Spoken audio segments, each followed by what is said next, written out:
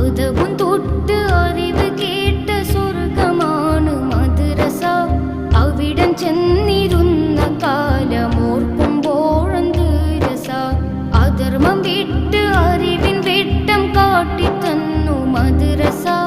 അതിരുകളില്ലാത്തതാണ് മദ്രസയുടെ പോരിശ. അതവും തൊട്ട് അറിവ്